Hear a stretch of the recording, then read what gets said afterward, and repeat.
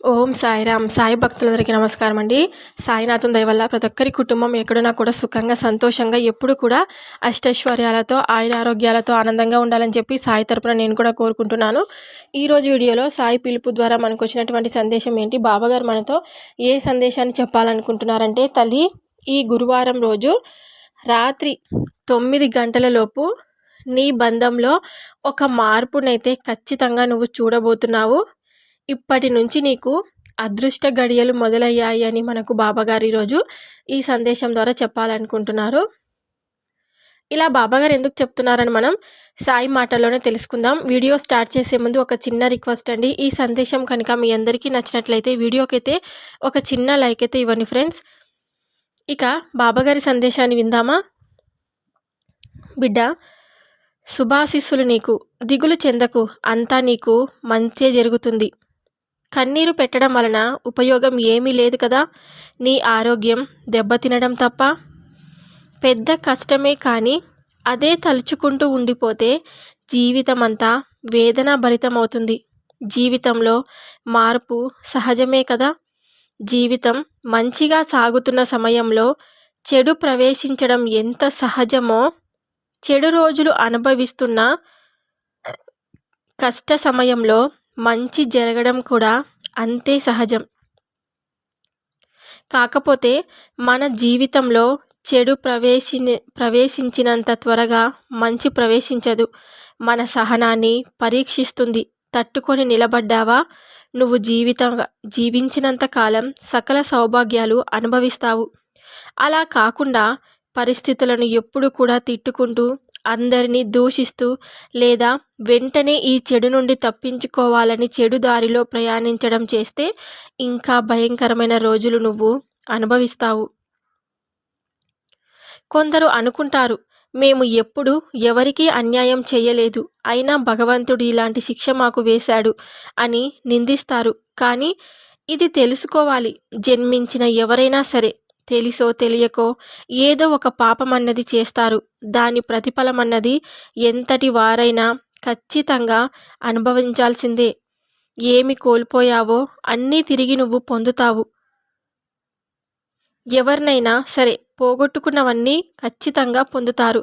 ఒక్కొక్కరు త్వరితగతిన పొందితే ఇంకొందరు కొద్దిపాటి ఆలస్యం అనేది జరుగుతుంది. అంతే తప్ప ఎవరికి అన్యాయం అనేది జరగదు. కానీ నేను చెప్పేది అర్థం చేసుకోండి. ఏదైనా తిరిగి పొందగలం, కానీ ఎవరినైనా కోల్పోయినప్పుడు వారిని తిరిగి పొందడం అసాధ్యం. అందుకే జీవించి ఉన్నప్పుడే అందరినీ ప్రేమగా చూసుకోవాలి, అందరితో ప్రేమగా కలిసిమెలిసి ఉండాలి. అలా కాకుండా ఎప్పుడు కూడా ఒకరినొకరు నిందించుకుంటూ ఉంటే ఏ బంధమైనా ఎలా బలపడుతుంది చెప్పండి. ఒకరు ఎక్కుతున్నారంటే ఒకరు తగ్గి ఉండడం నేర్చుకోవాలి. అలా కాకుండా దారాన్ని ఇద్దరూ పట్టుకొని సరిసమానంగా లాగితే తెగడం తప్ప ఏమవుతుంది. అలా కాకుండా జీవితాన్ని కూడా మనము ఒకరు కోపంగా ఉంటే ఇంకొకరు శాంతంగా ఉండడం వలన ఆ జీవితం, ఆ సంసారం అనేది చాలా చక్కబడుతుంది. ఒకరినొకరు ఎప్పుడూ అర్థం చేసుకొని జీవించాలి. అలా కాకుండా ఎప్పుడు దూషించుకుంటూ, నిందలు వేసుకుంటూ, కలతలతో, కొట్లాటలతో ఇలా మీ జీవితాన్ని మీరు దుఃఖమయం చేసుకుంటున్నారు. ఖచ్చితంగా నువ్వు కోరుకున్న బంధంలో ఈరోజు రాత్రి 9 గంటల లోపు ఒక ఊహించని మార్పునైతే మీరు ఖచ్చితంగా చూడబోతున్నారు. ఎప్పుడు కూడా ఇతరులను బాధ పెట్టాలని ప్రయత్నం అయితే చేయకూడదు. ఒకరిని బాధ పెట్టడం అనేది మనకు మనం బాధ పెట్టుకుంటున్నట్లుగా భావించాలి. అలా అనుకున్నప్పుడే ఇతరులను బాధ పెట్టేటప్పుడు మనకే అర్థమవుతుంది మనం ఇతరులను ఎంత బాధ పెడుతున్నాము అని. ఇతరులను బాధ పెట్టడం, వారి మనసుని గాయపరచడం చాలా తేలికనే, కానీ అది అనుభవిస్తున్న వాళ్లకు తెలుసు ఆ బాధ, ఆ నరక వేదన అనేది. ఎప్పుడు కూడా భగవంతుడు చూసుకుంటాడు, భగవంతుడు అన్నీ తెలుసు, భగవంతుడే పాపాలను చేసిన వారిని శిక్షిస్తాడు అని మనం అనుకోవాలి. అలా కాకుండా భగవంతుడు ఏమీ చేయలేకపోతున్నాడు, నేనే వీళ్ళను ఎలాగైనా శిక్షించాలి, వీళ్ళను మాటలతో చేతలతో మానసికంగా బాధ పెట్టాలని మనము ఇతరులను ఎప్పుడు కూడా బాధ పెడుతూ ఉంటాము. అది ఎప్పటికీ అన్యాయ మార్గంలోనే వెళుతుంది తప్ప ఎప్పటికీ నీకు నష్టమే జరుగుతుంది తప్ప ఎప్పటికీ సంతోషం అనేది రాదు.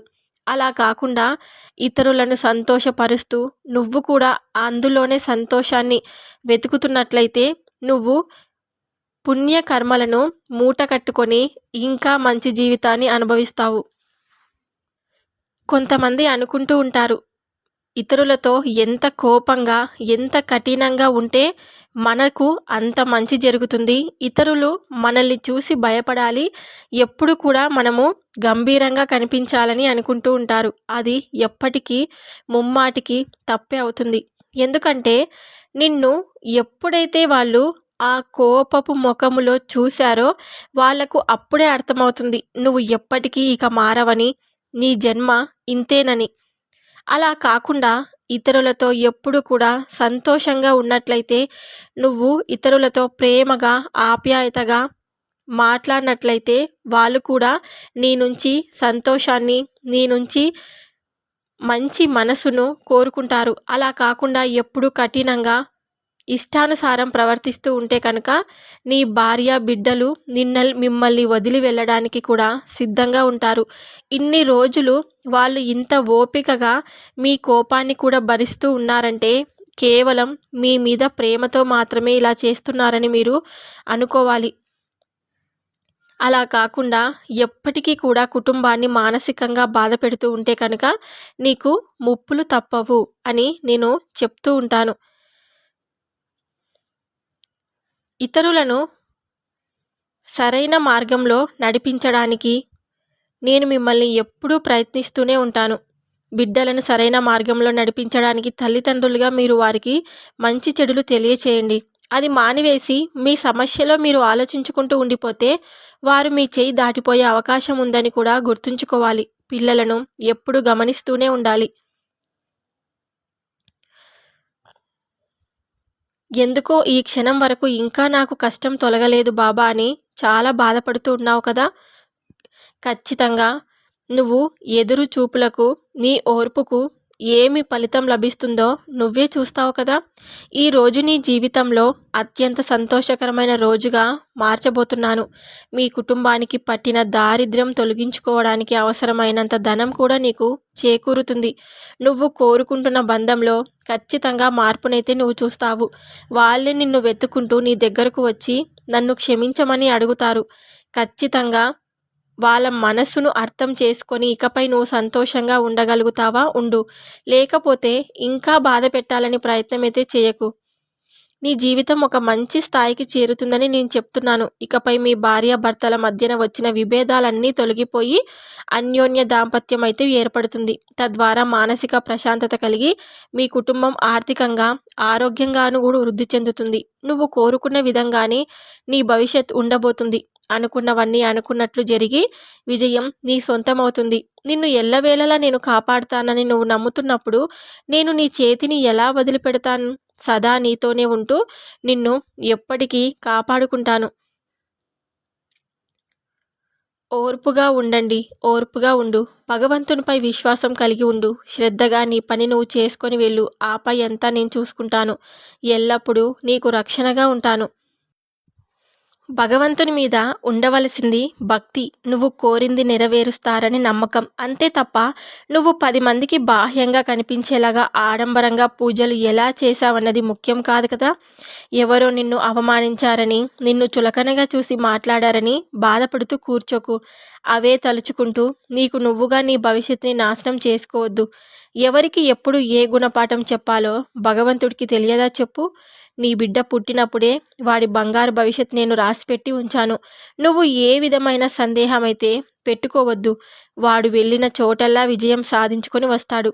నా యొక్క బలం వాడికి ఎల్లప్పుడూ ఉంటుంది. నీ బిడ్డ భవిష్యత్తుని నేను బంగారుమయం చేస్తాను. ఈ రోజు నుండే ఎక్కడ అడుగు పెడితే అక్కడ విజయం సాధించుకొని వస్తాడు.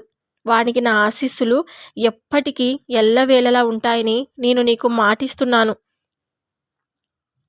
నువ్వు ఇతరులకు ఏదో అందించావని ఎన్నో రెట్లు పెరిగి నిన్ను ఖచ్చితంగా చేరుతుందని నేను చెప్తున్నాను. నువ్వు ప్రేమ అందిస్తే ప్రేమ, ద్వేషం అందిస్తే ద్వేషం, ఏదైనా సరే తిరిగి నీ దగ్గరకు ఖచ్చితంగా నువ్వు అందుకుంటావు. అన్నీ నువ్వు అనుకున్నట్లు అనుకూలంగా జరిగి నీ బిడ్డకు మంచి సంబంధం కోరుకొని వస్తుంది. నువ్వు అనుకున్నట్టుగానే నీ బిడ్డ వివాహం జరిపించగలుగుతావు. ఎటువంటి ఆందోళనైతే చెందకు. నీకు రావలసిన సొమ్ము రావడం ఆలస్యమైందని నా మీద కోపగించుకున్నావు కదా! ఈరోజు నీ సొమ్ము నీ చేతికి అందింది. సంతోషమేనా? నువ్వు కోపగించుకున్నందుకు నాకేమీ నీ మీద కోపం రాలేదులే. ఎందుకంటే నీవు నా దగ్గర కాక ఇంకెవరి దగ్గర నీ కోపం చూపించగలుగుతావు చెప్పు? నువ్వు బాధలో ఉన్నందువల్లే నా మీద కోపం చూపించగలుగుతున్నావు.